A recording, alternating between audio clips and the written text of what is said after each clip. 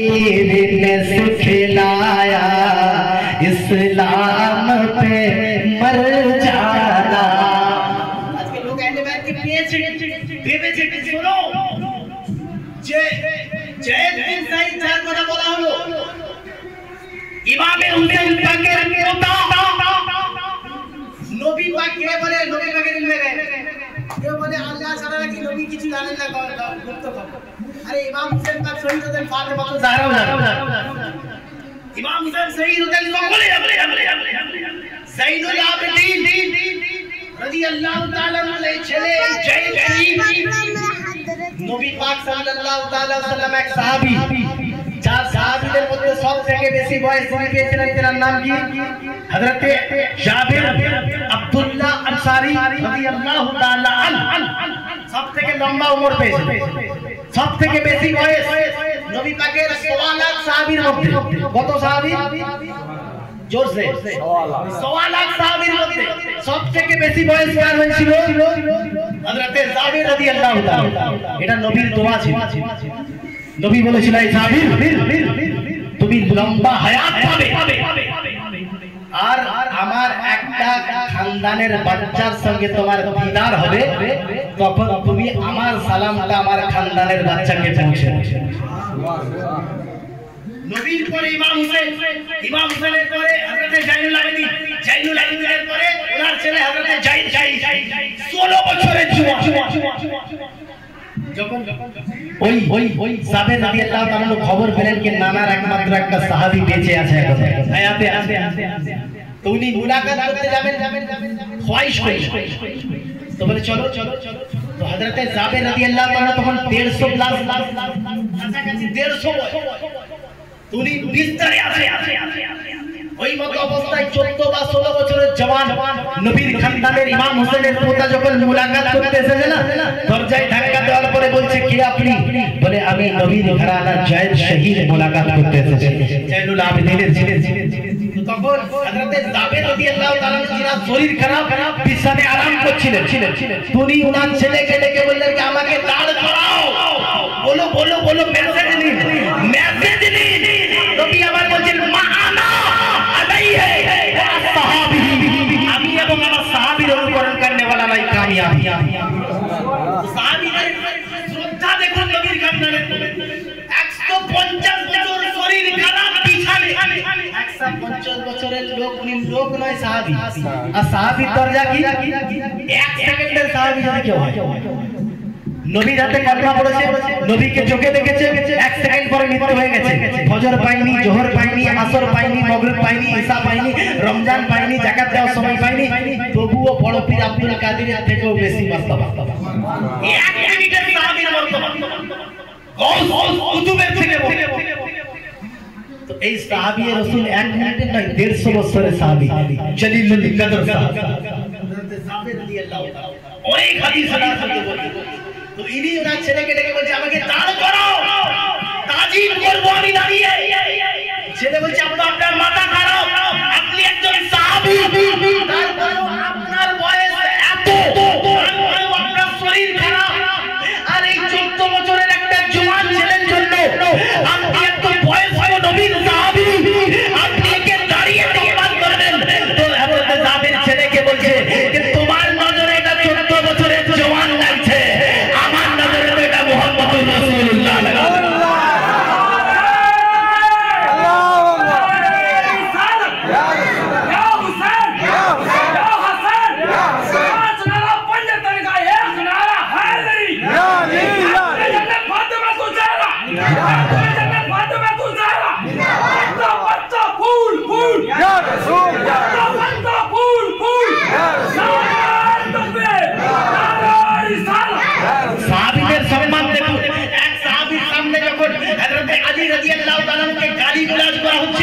সঙ্গে সঙ্গে ওই সাহাবী আল্লাহর কাছে দোয়া করছে আল্লাহ গো আমার মৃত্যু দিয়ে দাও বলে কেন বলে আলী এই গান আমি শুনেছি নবীর মুখ থেকে যে আমি আলী হতে আলী আমার হতে আমি আলীর থেকে আলী আমার থেকে আমার আমি যার মাওলা আলী তার মাওলা যে রাসূলের মুখ থেকে এই আলীর প্রশংসা শুনেছি সেই আলীর গান আমার কান যেন শুনতে না পাই এর আগে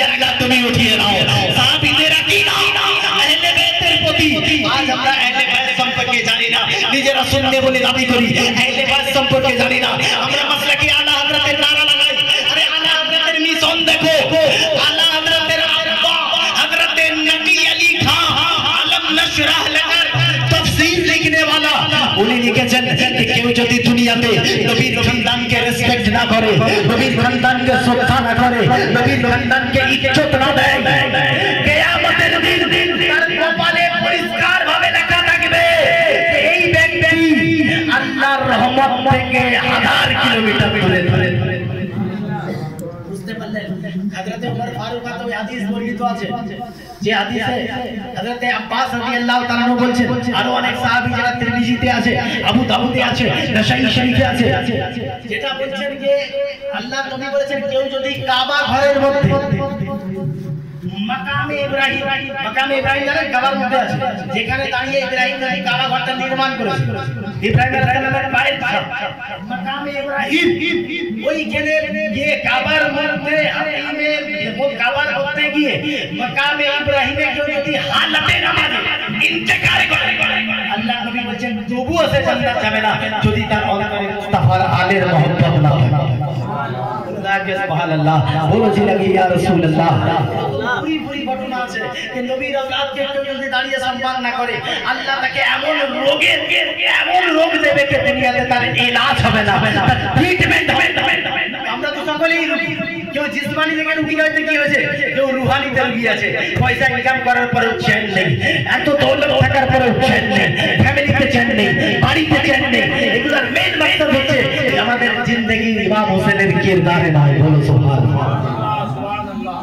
সুবহানাল্লাহ। চলো ইমাম হুসাইন পাক সাল্লাল্লাহু ইমাম হুসাইন পাক আলাইহিস সালাম রাদিয়াল্লাহু তাআলা যখন উনি শহীদ হয়ে গেলেন, তো শহীদ হওয়ার পরে এই ইয়াজিদ পলিদরা ছাড়েনি, ये नसादात गंदगी यजीरा ছাড়েনি এরা। 14 বছরের জৈনুল আবেদিন ইমাম হোসেনের ছেলে জ্বর অবস্থায় ছিলেন, শহীদ হন। আর ইমাম হোসেনের একটা বেটি সাকিনা রাদিয়াল্লাহু তাআলা শহীদ হন। ইমাম হোসেনের বোন জয়নব শহীদ হন। এই ইয়াজিদরা কারবালা থেকে কুফা 70 কিলোমিটার, কত 70 কিলোমিটার, ইরাকের একটা শহর কারবালা আর একটা শহর কুফা। কারবালা থেকে কুফার ডিসটেন্স হচ্ছে 70 থেকে 80 কিলোমিটার। ওই 4 বছরের বাচ্চি হযরত সাকিনা রাদিয়াল্লাহু তাআলার গলাতে ফাঁস লাগিয়েছে, আর হযরত জৈনুল আবেদিনের কোমরে ফাঁস লাগিয়েছে, জয়নবের হাতেতে হাত করি পরিয়েছে। এই ইমাম হোসেন যখন যুদ্ধে যায় আজকের দিনে না, তখন বোন জয়নব ইমাম হোসেনের পেছানিটাকে চুমছিল, আর ইমাম হোসেন জয়নবের কবজিটা চুমছিল। তো জয়নব বলেছিল, ভাই হোসেন তুমি কে বলে নবীর বেগায়, আরে নবীর নামাজও আগের খবর বলতে পারতে পারো। সুবহানাল্লাহ। জয়নব বলেছে, হোসেন তোমাকে তো এর আগে কোনদিন আমার হাতকে চুমতে দেখিনি। হোসেন বলেছিল, বোন জয়নব তোমাকে তো এর আগে কোনদিন আমার কপাল চুমতে দেখিনি, চুমছো কেন? তো জয়নব বলেছিল, হোসেন 72 দিনটা যখন তোমার পেছানিতে এসে পড়বে তুমি সাজদাতে লুটিয়ে পড়বে হোসেন, তাই তার আগে আমি জয়নব তোমার এই পেছানিকে চুম্বন করে নিচ্ছি। বলো সুবহানাল্লাহ। আর হোসেন বলছে, বোন জয়নব এই জন্যই তোমার কবজি আমি চুমে নিচ্ছি যে আমার শাহাদাত হওয়ার পরেও, আমি শহীদ হওয়ার পরেও এই ইয়াজিদ পলিদ রাইতরা লোকেরা তোমার পবিত্র হাতে হাত করিয়ে দেবে। আর নবীর খানদানের মর্তবা দেখো, মদিনাতে যদি কাজ করতে করতে নবীর পরিবারের কারোর মাথা থেকে উড়না হেঁটে যেত না, একদম প্রখর সূর্য সেকেন্ডের মধ্যে ছায়া করে দিত। যখনই হঠাৎ রোদ থেকে ছায়া হয়ে যেত, বোঝা যেত যে মদিনায় নবীর পরিবারের কারোর মাথা থেকে উড়নাটা হেঁটে গেছে। আল্লাহ এই ঘরের মেয়েদেরকে বেয়াবুরু করে লঙ্কা কুকুরের পিঠে বসিয়ে এই ইয়াজিদ কারবালা থেকে প্যাডেল 70 কিলোমিটার 11 ঘন্টায় টানতে টানতে হুসেনের বেটি সাকিনাকে নিয়ে গেছে। হুসেনের আওলাদ জ্বর অবস্থায় 14 বছরের এই জৈনুল আবেদিনকে টানতে টানতে নিয়ে গেছে। নিয়ে যাওয়ার পরে যখন ইয়াজিদ পলিদ ওই সাকিনা 4 বছরের সাকিনাকে সামনে নিয়ে বলছে, কে তুমি নাম বলো। তো সাকিনা নিজের নাম সাকিনা সাকিনা করতে করতে থেমে যাচ্ছে। ইয়াজিদ আবার দাবড়ি দিচ্ছে, বলছে বলো বলো নাম, ভয় কেন খাচ্ছ? তো সঙ্গে সঙ্গে জৈনুল আবেদিন বলছে, পজিদ ইয়াজিদ পলিদ ও ভয় খায় গলায় তোমরা যে টাইট করে ফাঁসটা বেঁধে রেখেছো না, এইটা একটু ঢিলে করে দাও, ও নিজের নামও বলে দেবে, নিজের খানদানের নামও বলে দেবে। তখন এদিন যখন আগে বাড়ছিল ওই গলার ফাঁসটা ঢিলে করার জন্য 4 বছরের সাকিনা কেঁদে কেঁদে ভূমির কাছে বলেছিল, বাঁচাও ভূমি, দিন হজম করে নেব, পঞ্চম মান হজম করে নেব, জহর হজম করে নেব, কিন্তু এজিদের নাপাক হাত হুসেনের পবিত্র পেটির গলায় লাগবে, এটা কখনোই হজম করতে পারবো না। এই ফাঁস ধরে তুমি ধীরে করে দাও, এই নাপাক এজিদের হাত, যে হাতে আমার হাত ছিল না, সেই হাত আমরা কখনোই এই তাহারাত ওয়ালা জিসমে টাচ করছে না। কিসমতে নাচ করুন, নাচ যারা সাইয়্যিদের হাতে মুরিদ আছে, এই ইমামে হুসেন জান দিয়ে দিয়েছেন হাত, এজিদ বলেছিল হাত দিয়ে নাও, মামলা খতম। ইমামে হুসেন বলেছিল না, এই হাত তোমার হাতের উপরে যাবে, প্রয়োজন হলে গর্দান দিয়ে কিন্তু তোমার হাতের সঙ্গে হাত মিলিয়ে কম্প্রোমাইজ করব না। ইসলামে এজিদের সঙ্গে কাল কম্প্রোমাইজ ছিল, আজ কম্প্রোমাইজ আছে, লাগা কিয়ামত এজিদের সঙ্গে কোনো এজিদি ফিকরের সঙ্গে হুসেনি চিন্তাধারার কম্প্রোমাইজ থাকবে। বলুন আল্লাহ সুবহানাল্লাহ। কিসমতে নাচ বলুন যারা সাইয়্যিদের হাতে এখনো আছেন, এখনো আছেন, কে হাত, যে হাতকে আল্লাহ আজও আবাদ রেখেছে। আল্লাহ কে সুবহানাল্লাহ। বলো জি লাগে ইয়া রাসূলুল্লাহ। তো এইরকম অন্যায় অত্যাচার করেছিল, যখন ঢোল বাজাচ্ছিল, ঢোল বাজাচ্ছিল, হঠাৎ মসজিদে আযান শুনে এজিদ ঢোলকে বন্ধ করে দিয়েছিল। সঙ্গে সঙ্গে জয়নুল আবেদিন বলে উঠেছিল, ইয়াজিদ এই যে বাজনাটা বাজছিল এটা তোদের বাপ দাদার বাজনা, তাই বাজতে বাজতে বন্ধ হয়ে গেছে দেখ, কিন্তু মসজিদে যে বাজনাটা বাজলো এখনই আযান রূপে, এই বাজনাটা তোদের বাপের নয়, আমার দাদা মুহাম্মদুর রাসূলুল্লাহ, এটা কখনোই বন্ধ হবে না, কিয়ামত পর্যন্ত চলবে। বলুন সুবহানাল্লাহ। এজিদ বলিরা এরকম বেয়াদব, ইমাম হুসেন থেকে ইমাম হুসেনকে কতল করে, ইমাম হুসেনকে কতল করে কাউকে দাফন করেনি কারবালায়, কাউকে দাফন করেনি। এই দাফনটা কে করেছিল? দাফনটা কে করেছিল? ওই কারবালার কাছে একটা ছোট্ট গ্রাম আছে, যে গ্রামটাই বনি আসওয়াদের লোকেরা। এই বনি আসওয়াদের লোকেরা এজিদ দলিতরা যখন সবাইকে শহীদ করে, এমনকি হযরত আলম বরদারে আব্বাস, কি আব্বাস যখন সাকিনা বলেছিল, চাচা আপনি তো অনেক বড় পালোয়ান, এই সাকিনার জন্য একটু পানি ম্যানেজ করে দেবেন না? তো হযরত আলম বরদারে আব্বাসের জোশ হয়েছিল, উনি মসকিজা হাতে নিয়ে এজিদদেরকে গাজর গুলির মতো কাটতে কাটতে ওই নহরে ফোরাতে পৌঁছে গেছে, তবুও পানি নেই, হাতে এক চুল্লু পানি নিয়েছেন, নিজে খাবেন, নিজের ঘোড়াকে খাওয়াবেন, আর কলসিতে ভরে সাকিনার জন্য নিয়ে যাবেন। পানিতে কবজা এসে গিয়েছিল, কবজা করে নিয়েছিলেন নিজেকে পরাস্ত করে।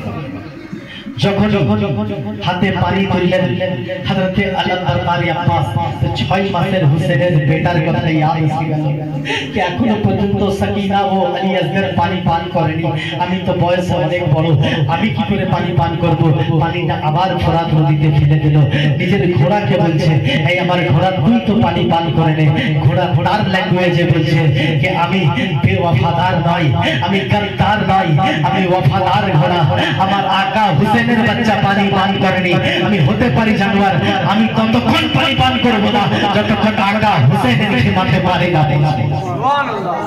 আলম বরদারে আব্বাস পানি তুলে রাস্তা দিয়ে ছালে ঘোড়াকে বলছে, জলদি চল জলদি চল, আর 5-4 ছালাং লাগালেই তাঁবুতে পৌঁছে যাবে। এমন অবস্থায় প্রথম আলম বরদারে আব্বাসের ডান হাত কাটা গেল, উনি বাম হাতে কলসিটা দিলেন, বাম হাত কাটা গেল, ফির দাঁতে কলসি দিলেন, গর্দান যখন কাটা গেল ঘোড়াকে বলল, এই ঘোড়া আর 5-4 ছালাং লাগা না, সাকিনাকে গিয়ে পানিটা পান করে শাহাদাত বরণ করি। আমার ভাতিজি আমার কাছে একটা ফরিয়াদ করলো আর আমি সেটা পুরা করতে পারবো না, এটা হতে পারে না, চল ঘোড়া ছালাং লাগা। বাস কিছুটা দূরেই সাকিনার তাঁবু, ওই মতো অবস্থায় আব্বাস আলমদারের গর্দান জোড়া হয়ে গেল, উনি পড়ে গেল। ইমাম হুসেন এসে বলছে, ভাই ভাই আব্বাস, ভাই আব্বাস তোমার কিছু অসুবিধা হচ্ছে? বলো আমি আমি অসুবিধাটাকে তোমার হেফাজত করতে পারি কিনা, যন্ত্রণাটাকে নিবারণ করতে পারি কিনা। তো আলম বাকারে আব্বাস বলেছিল, হুসাইন আকা হুসাইন রব্বে কদিরের ইজ্জতের কসম, আমার হাত গেছে কষ্ট হচ্ছে না, বাম হাত গেছে কষ্ট হচ্ছে না, গর্দান গেছে কষ্ট হচ্ছে না, খোদার কসম করে বলছি, কিন্তু ওই মাসুম সাকিনার কথাটা আমার দিলে এখনো কষ্ট পৌঁছাচ্ছে। চাচা তুমি এত পালওয়ান হওয়ার পরেও সাকিনাকে পানি দিতে পারলে না।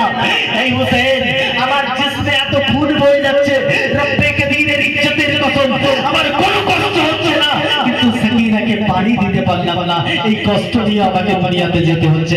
এই আলম বারদারি আব্বাস যিনি এত লম্বা ছিলেন, দাঁড়িয়ে দাঁড়িয়ে উটের পিঠে হাত দিতে পারতেন, এত পালওয়ান ছিলেন, ইয়াজিদের ভয় ছিল যে এই আব্বাস যদি আবার জিন্দা হয়ে যায় পুরো দুনিয়া থেকে ইয়াজিদ মিটিয়ে দেবে। আব্বাস আলমদারকে কাতল করার পরে যত গোশ ছিল না, একটা কাঠ এনে যেরকম আমরা গরু ছাগলের গোশকে কাটি, ওই রকম আলম বারদারে আব্বাসের গোশকে ইয়াজিদ কুটি কুটি করেছিল। মা সাকিনা যখন বড় হয়ে কারবালাতে বেড়াতে এসেছিল, নিজের শহরের সঙ্গে জায়নাব যখন বেড়াতে এসেছিল, প্রত্যেকটা কবর মানি আসওয়াদের লোক দেখাচ্ছিল, এই কবরে কে আছে, এই কবরে কে আছে, এই কবরে কে আছে, এই কবরে কে আছে।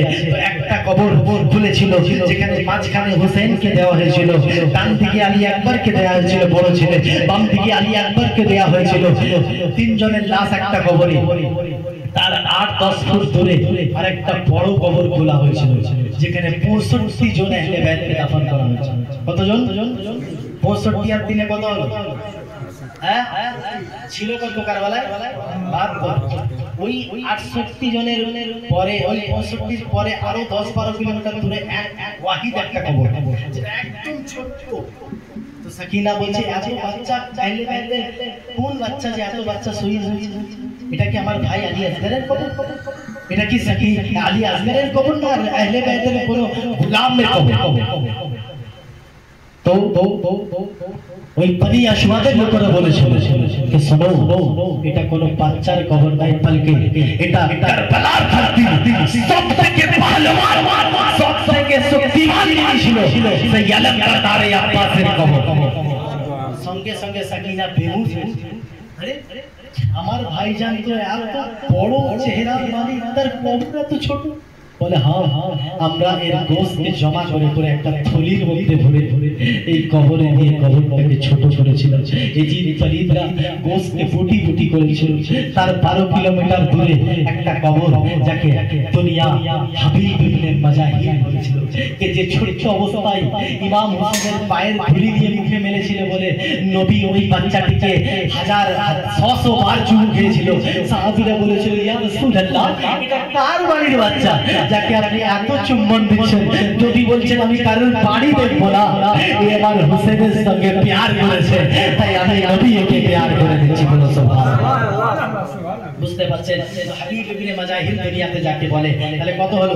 65 দিনে 68, হুর হযরতে আব্বাস 69, আর 12 ফুট দূরে হাবিব ইবনে মাজাহিরের কবর 70। আর একটু দূরে যেটা আগে ইয়াজিদের লস্কর ছিল হুর, হুসেনের তাকবীর শুনে হুসেনি হয়ে গিয়েছিল, এই হুরের কবরটা হচ্ছে, এটা হলো 71 নম্বর কবর।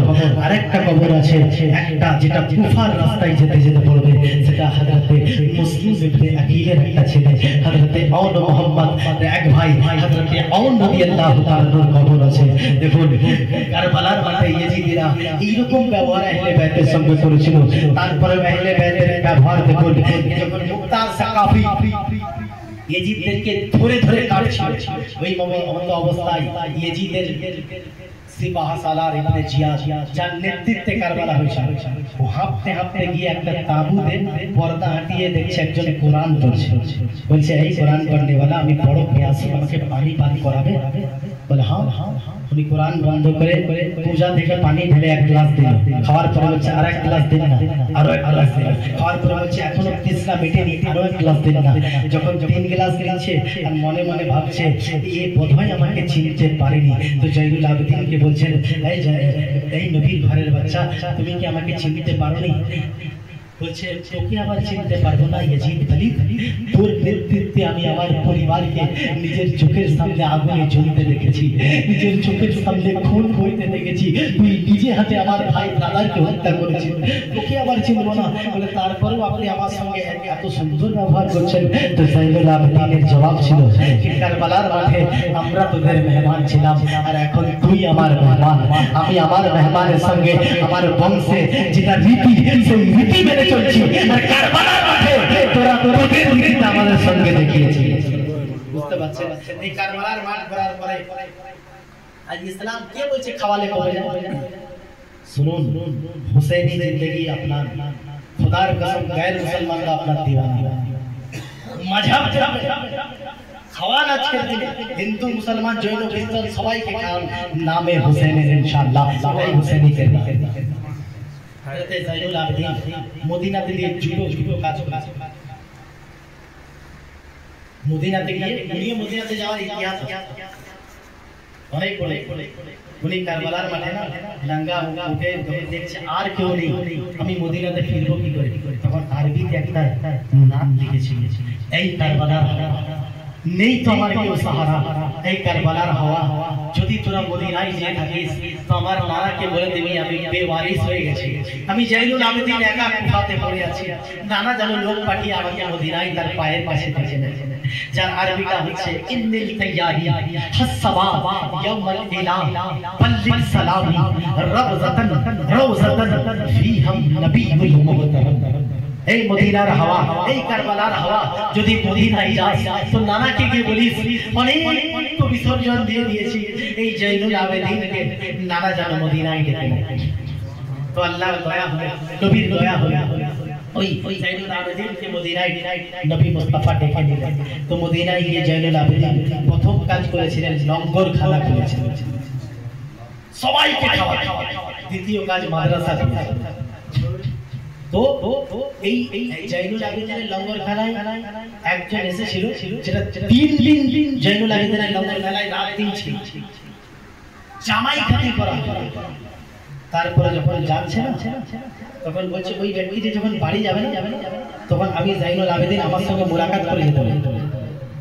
যখন মুলাকাত করতে আসছে তো হযরতে জাইনুল আবেদিন খানা ভর্তি খাবার ভর্তি একটা টিফিন হাতে ধরিয়ে দিল, বলছে যাও রাস্তাতেও তোমার খিদে লাগলে কাজে আসে। বলে আপনি কি আমাকে চিনতে পারেন না? বলে ওগুলা ওই চ্যাপ্টারটা ক্লোজ করো, আমাকে ঘাটিয়ে না ফাইল করিও, তোমাকে আমি খুব ভালো করে চিনি, আমাকে ঘাটিও। বলে না আপনি বোধহয় আমাকে চেনেন, কোনো মানুষ চেনার পরে এত ভালো ব্যবহার করে? বলে ওই ফাইলটা খুলে দাও। বলে না আপনি চিনেন। তাহলে বলতে মজবুর করার শোনো, যখন কারবালার ঘাটিতে আমাদের তাঁবুতে আগুন লাগিয়ে দিয়েছিল, আমার 103-4 ডিগ্রি জ্বর ছিল, 14 বছরের আমি জাইনুল আবেদিন ছিলাম। যখন আমার হুসেনের বেটা আলী আকবরের নওজওয়ান লাশটা নেজাটা বেরোচ্ছিল না, তুমি জুতো পায়ে ওই আলী আকবরের সিনাতে চড়ে যখন বল্লমটা বার করছিলে না, বল্লমের ডগাটা ভেঙে আলী আকবরের সিনাতে রয়ে গিয়েছিল, সেটা তুমি ছিলে। তুমি বলে হ্যাঁ আমি ছিলাম। বলে তারপরেও আকা হুসেন এত ভালো ব্যবহার আমার সঙ্গে, 3 দিন তো ভালো খাওয়ালেন, আবার বাড়ি যাওয়ার কত টিফিন কারিটা হাতে দিয়ে দিচ্ছেন। বলে শোনো, কারবালাতে আমরা তোমাদের মেহমান হয়ে গিয়েছিলাম, তোমরা ধোকার পরে ধোকা দিয়েছিলে, আর মদিনাতে তোমরা আমার মেহমান হয়েছো, আমি তোমাকে মুস্তাফার সুন্নতে আদরের পর আদর করব। হুসেনি কিরদার কি বলে লঙ্গর খাওয়ালে খাইয়ে যান ইনশাআল্লাহ। দুনিয়া বলে যদি রুজি চান তো আগে রুজি বাঁটুন, আল্লাহ আপনাকে রুজি দেবে। যদি ইজ্জত চান তো ইজ্জত বাঁটুন, আল্লাহ আপনাকে ইজ্জত দেবে। যদি সম্মান চান সম্মান বাঁটুন, আল্লাহ আপনাকে সম্মান দেবে। যেটা চান সেটাকে বাঁটুন, আল্লাহ আপনাকে বেহাদ ইজ্জতের মালিক বানাবে। বলো সুবহানাল্লাহ, বলো সুবহানাল্লাহ। হযরত সুলাইমান আলাইহিস সালাম বলেন যে আল্লাহ চুটি পিঁপড়ে এই সব ছোট ছোট জানোয়ার সৃষ্টি করা কি দরকার? এদেরকে খাইয়ে এরা কি করে খাবে? এরা কি করে উপার্জন করবে? আল্লাহ আপনি এদেরকে ফালতু সৃষ্টি করেছে। সুলাইমান আলাইহিস সালামকে আল্লাহ বলেছে, সুলাইমান ওরা কি করে খাবে? যাও পুকুরের ধারে চলে যাও, অমুক অমুক তালাবের কিনারে পুকুরের ধারে চলে যাও, গিয়ে 5 মিনিট বসো। তো আল্লাহর হুকুম শুনে ওই সুলাইমান আলাইহিস সালাম পুকুরের ধারে 5 মিনিট বসেছে। দেখছে একটা পিঁপড়ে, বলো একটা পিঁপড়ে মুখে একটু আহার নিয়ে পুকুরের ধারে ওয়েট করছে। একটা মেন্ডাক ব্যাঙ পুকুর থেকে বেরিয়ে ডাঙাতে ওঠার পরে মুখটাকে হাঁ করলো, পিঁপড়েটা খাবার নিয়ে ব্যাঙের মধ্যে প্রবেশ করে, আর ওই ব্যাঙটা ডুব দিয়ে বেশ কিছুক্ষণ গায়েব। আবার কিছুক্ষণ পরে ব্যাঙটা এসে ওই জায়গাতে মুখটা খুললো, পিঁপড়াটা বেরিয়ে গেল। কিন্তু এর আগে পিঁপড়াটার মুখে আহার ছিল, এখন পিঁপড়েটার মুখে আহার নেই। আল্লাহ সুলাইমান এটা কি ব্যাপার আপনি আমাকে দেখান? এই পিঁপড়া, এই ব্যাঙ, এই মুখে আহার, এই গেল আবার এটা কি? আল্লাহ বলছে সুলাইমান আলাইহিস সালাম এটাই তোমাকে বোঝাচ্ছি, ওই পুকুরের মাঝখানে একটা ঢিপি আছে, সেখানে পানি নেই। সেই ঢিপির মধ্যে আমি একটা ল্যাংড়া লুলা ল্যাংড়া পিঁপড়ে পয়দা করেছি। একটা লুলা ল্যাংড়া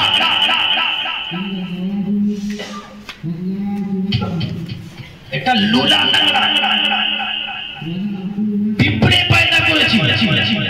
আর এই পিঁপড়েটা কে খাবার দেওয়ার মতো কেউ নেই, তাই এই পিঁপড়েকে খাবার দেওয়ার জন্য ওই পুকুরে এই ব্যাঙটাকেও আমি সৃষ্টি করেছি। বুঝতে পারলেন? আল্লাহ এইভাবে প্রত্যেককে রুজি রুটি দিয়ে থাকে।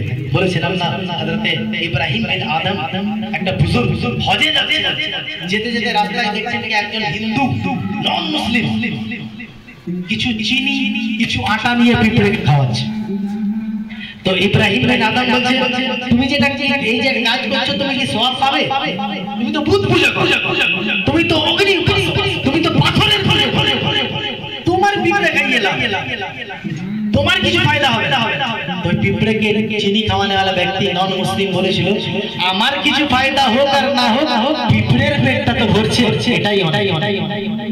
তো হযরত ইব্রাহিম বিন আদম যখন কাবাতে গিয়ে পৌঁছালেন না, হজের রাস্তায় এটা দেখেছিলেন, তো দেখছেন উনার তাওয়াফের আগে ওই হিন্দুটা তাওয়াফ করা শুরু করে দিয়েছে মুসলমান।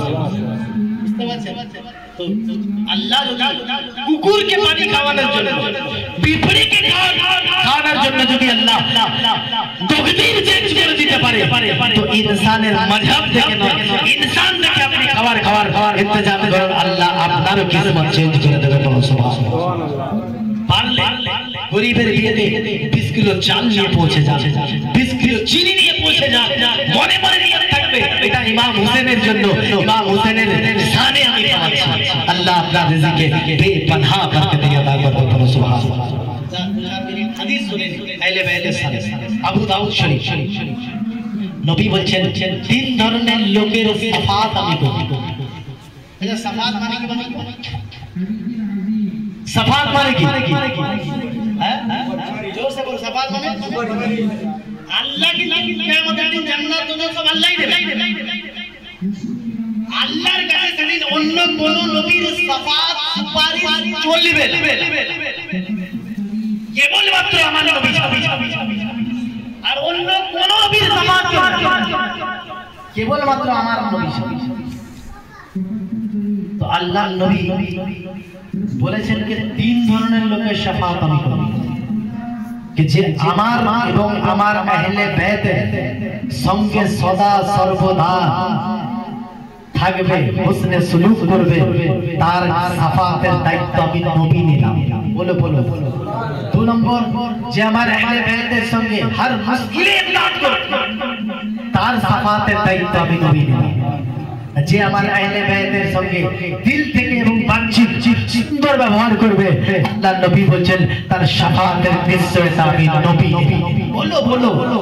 বলো না কে ইয়া হুসাইন, বলো না কে ইয়া হুসাইন, বলো ইয়া হুসাইন।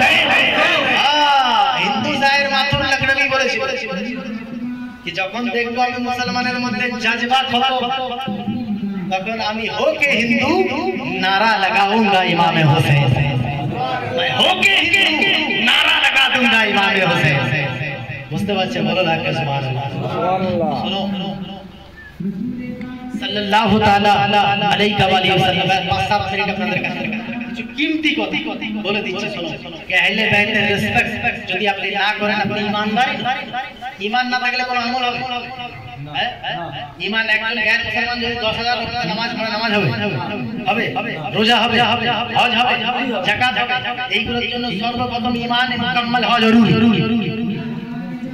ঈমানে মুকাম্মাল হওয়া জরুরি।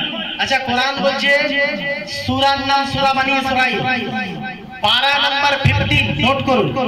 15 পারা, সূরার নাম সূরা বনী ইসরাঈল। আল্লাহ বলছেন, ইয়াউমা নাদউ কুল্লা উনাসিন বিইমামিহিম। আল্লাহ বলছেন, কিয়ামতের দিন আমি কাউকে লাওয়ারিস বলবো না। আমি কিয়ামতের দিন কাউকে লাওয়ারিস বলবো না। কিয়ামতের দিন আমি সবাইকে যে যার নিজের নেতার সহিত বলবো। এবার নেতা নির্বাচন করা, নেতা নির্বাচন করা কাদের দায়িত্ব? বলো। নেতা নির্বাচন করা নিজের দায়িত্ব কিনা? আরে বলো, নেতা। আচ্ছা বলুন তো, নেতার ইংরেজি কি?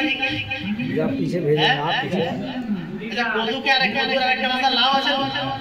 কেউ যদি পুরো কোরআন হাদিসে পড়ে যে নবীর সুন্নাত লাও লাও লাও লাও লাও, আর আমি যদি বলি কদু নবীর সুন্নাত, বলে হুজুর মিথ্যা কথা বলে। নূর ভাই কালকে যে বলে কদু কোনো হাদিসেই নেই, কোনো হাদিসে কদু নবীর সুন্নাত নেই। কিন্তু লেখা আছে লাও নবীর সুন্নাত। লাউ কে যে আরেকটা ভাষায় লেখা আছে কদু বলে, এটাও কি জানতাম না? তো সুন্নাত ভুলেই গেল। অনুরূপ কি বলছিলাম? লিডারের ইংরেজি মানে, তার বাংলা মানে কি? জোরসে নেতা। যার আরবি মানে কি জানো? যার বাংলা মানে নেতা না, বাংলা মানে কি? সর্দার। কি সর্দার। পৃথিবীর প্রত্যেকটা লোগা সাহেব ছেড়ে ছেড়ে দেখে লো, সৈয়দ মানে কি? সৈয়দ মানে কি? বলো। সৈয়দ মানে সর্দার, আর সর্দার মানেই তো লিডার।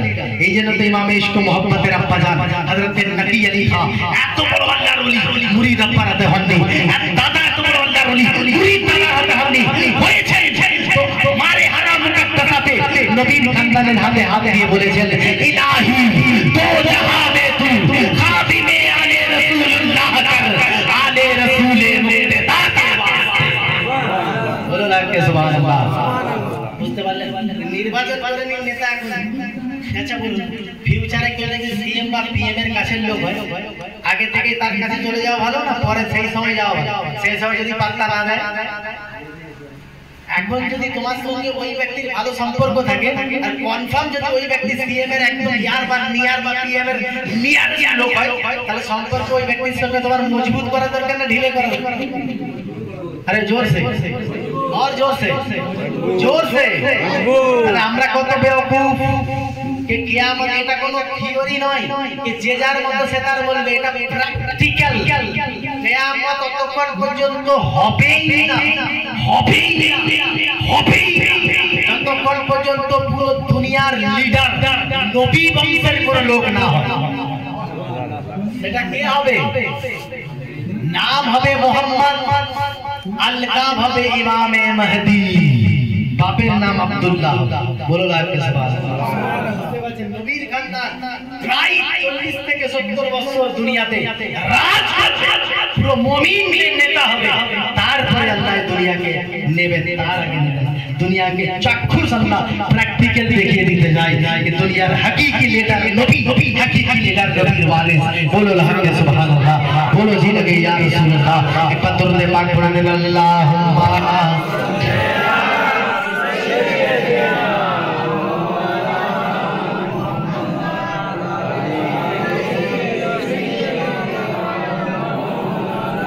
सलातुम सलाम अलैका या रसूलुल्लाह सल्लल्लाहु अलैहि वसल्लम। বলার তো অনেক কিছু ছিল, অনেক লজিক্যাল কথা ছিল। যাই হোক, একটা কল নিয়ে নিন ইমাম হোসেন পাকে।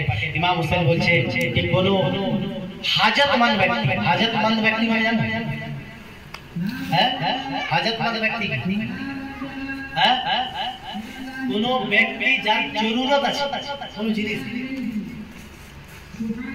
প্রয়োজন এই রকম ব্যক্তির প্রয়োজনটা মিটিয়ে দেওয়া এক মাস মসজিদে ইতিকাফ করার থেকেও বেশি সওয়াব। সুবহানাল্লাহ। কোন প্রয়োজনীয় ব্যক্তি যে জিনিসটা তার প্রচুর প্রয়োজন না দিলে তার চলবে, এই রকম ব্যক্তিকে তার প্রয়োজনটা মিটিয়ে দেওয়া, সে মুসলমান হোক গैर মুসলমান হোক, একজন ইনসান তার প্রয়োজনটা মিটিয়ে দেওয়া এক মাস মসজিদে ইতিকাফ করার থেকেও বেশি মর্তবা রাখে। সুবহানাল্লাহ। বলো জি রাবি ইয়া রাসূলুল্লাহ।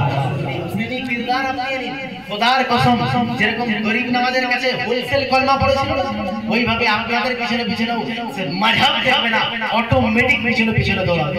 আজকে মুসলমান এসে গেলে হিন্দু ঘরের লোকেরা নিজের বেটিকে লুকিয়ে নিজের মেয়েকে লুকিয়ে এই লুটেরা ইজ্জতের লুটেরা এদের কাছ থেকে বেটি বাঁচাও, এদের কাছ থেকে ইজ্জত বাঁচিয়ে, কারণ আমরা হুসাইনি কিরদারকে দাফন আমরা টুপি পরে নিয়েছি, মসজিদে যাওয়া শিখে গেছি, কিন্তু আল্লাহ নবীর সন্তানের নীতিকে আদর্শকে দাফন করে দিয়েছি। खुदार कसम हुसैनी किरदार अपना মানুষকে লঙ্গর খাওয়ানো শুরু করে দিন। মানুষের সঙ্গে ইমাম হোসেন রাস্তা দিয়ে যাচ্ছে, কিছু ভিখারি রুটি খাচ্ছেন, শুকনো রুটি নুন দিয়ে। ইমাম হোসেন ঘোড়ায় চলে যাচ্ছে, তো ভিখারিরা বলছে এই নবীর ঘরের বাচ্চা, এই হোসেন আকা আমাদের দিল চাচ্ছে আপনি আমাদের সঙ্গে মাটিতে বসে একটু খাবার খাবেন, আমরা খুব খুশি হতাম।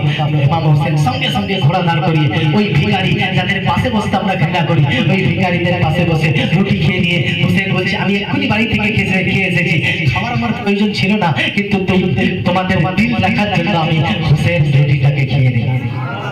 কিরদার কি বলে, এটা হুসাইনি কিরদার। এই কিরদার আপনাও। আল্লামা ইকবাল বলছে পুরো দুনিয়া তোমার হয়ে যাবে বলে সুবহান। তাই শায়ের বলছে মেরে সরকার का दीवाना जिस तरफ हो जाए जिधर जाए जमाना उस तरफ हो जाए बोलो सुभान अल्लाह। बोलो ना के सुभान अल्लाह।